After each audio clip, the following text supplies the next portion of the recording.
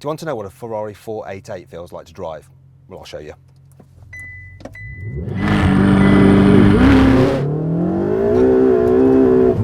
Ah!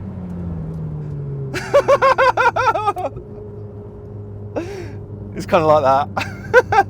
The 488 is a car that demands attention, but not just because of its brutal acceleration. This car totally stands out, especially in this historic racing colour. So it's called Rosso Dino, but it's a £7,000 option, and it's not red, it's orange. It's rather nice. Then there's all the carbon fibre which has been fitted to this car, which is an optional extra, and there's like thousands and thousands of pounds worth of it actually. And if you click up there, you can see just how much has been fitted in my separate video.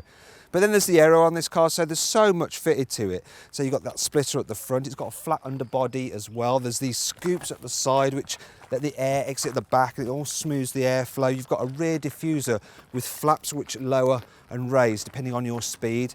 And in total, this car produces 325 kilograms of downforce at 155 miles an hour. So, you know, this car's bodywork, it not only looks good, but it has a job as well.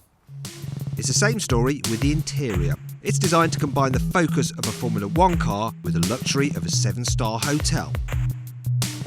The interior of this car is absolutely blooming lovely. It's a great thing to sit in.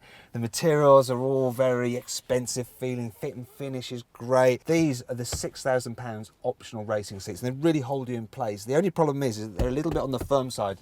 That after a while, you do get a bit of an achy bottom. Another complaint I have is the infotainment system, so it's really fiddly to use. The stereo isn't brilliant. The dials are kind of tricky to read. And you could think that this car could benefit from having Audi's virtual cockpit. Did I really just say that? Sorry, Ferrari.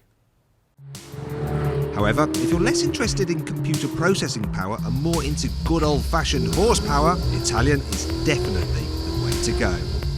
The heart of every Ferrari is, of course, its engine, and I love how they put it on display. And why not when it looks this good? And it goes as good as it looks as well. So this 3.9 litre twin-turbo V8 has 670 horsepower, 760 newton meters of torque, and it's got 172 horsepower per litre, which is more than any other Ferrari. 0 to 60 miles an hour takes just 3 seconds, while top speed is 202 miles an hour, so almost 3 times the national speed limit. I don't think I've ever said this before, but I reckon this car is too fast for the road. I mean, it's just insane. Being a turbo, you've got loads of low down pulling power, but in order to encourage you to rev the engine out, Ferrari have limited the torque in all but the 7th gear. Even so, I'm not revving it out because I'm just going to short shift because there's no way I'm going to the red line, it's just too frightening. This car pulls in 6th like my Porsche 911 996 does in 2nd. It's mad. Ferrari, you scare me.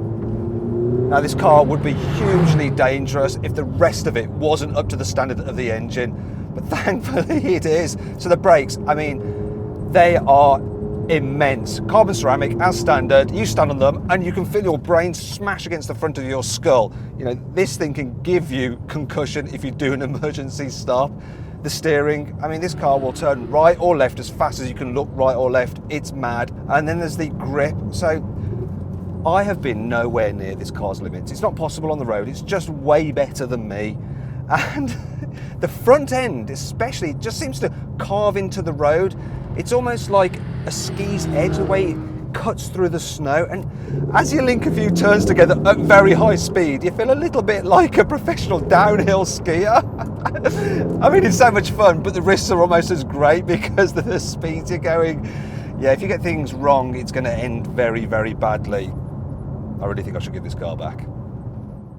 Thankfully, the 488 has some clever technology on board to let you tap into its performance whilst also keeping you safe. The car stability control system is a little bit cleverer than on other cars, and you control it using this Maranello switch. So you can have it in wet mode, which dulls the throttle response slightly. Put it into sport, you get the normal throttle response. Move it into race, gets a little bit harder and faster. So do the changes from the automatic gearbox, or if you're using the paddles, they're a bit more aggressive. You can go into CT off, which turns off the traction control, so the engine will provide all its power, but you will have stability control to stop you spinning out. But in both these modes, race and CT off, you have something called side slip control, and what that does is uses not only the braking system, but the electronic diff, uses the gearbox and the adaptive dampers to control your drift angle. So it basically makes you look like a hero when you're driving, even if you're still a bit of a zero. You can of course turn all the systems off and then you really are on your own. That mode is best reserved for the track. After all, if you can afford the £185,000 for this Ferrari, you're still not immune from the facts of modern motoring. Obviously, it's not very often that you get to really exploit this car's true potential, and a lot of the time you're just going to be coasting around town or something in it, and it actually does a pretty good job really. So you can press this button here and it puts the suspension into bumpy road mode, and it's then surprisingly comfortable. Also, the view out's pretty good, and I like the fact that from the driver's seat you can see the contours of the bonnet and even the air intake in the side mirror there. I mean, how many cars can you appreciate the exterior design from the inside? Well, you can with this thing. There are a few things I don't appreciate, and that's when you put the automatic gearbox, which is blindingly quick by the way, into automatic mode. When you try and manoeuvre, it can feel a little bit jerky. Then there's the fact that the carbon ceramic brakes, they make this noise when you're just pootling along. They're really squeaky. And then there's the design. I mean, I like the look of this car, but it does get a bit of a mixed reaction. So when I was outside London, people were like giving it the thumbs up, taking pictures of it.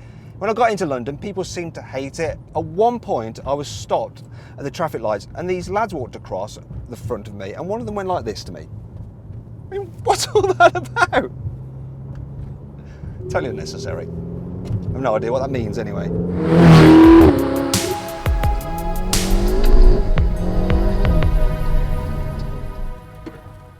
Now you're probably wondering, where's the part of the video where I talk about the good things about this car and the bad things? Well, there's so much to actually discuss with this 488 that I've actually done a separate video, and you can watch it by clicking over there. If you click over there, you can actually watch my video about the amount of options fitted to this car, and I'll have to tell you that the number and the value is quite obscene. Now if you click it there, you can also subscribe to this channel, and of course if you enjoyed this video, please like it and share it. That didn't work, I was supposed to go.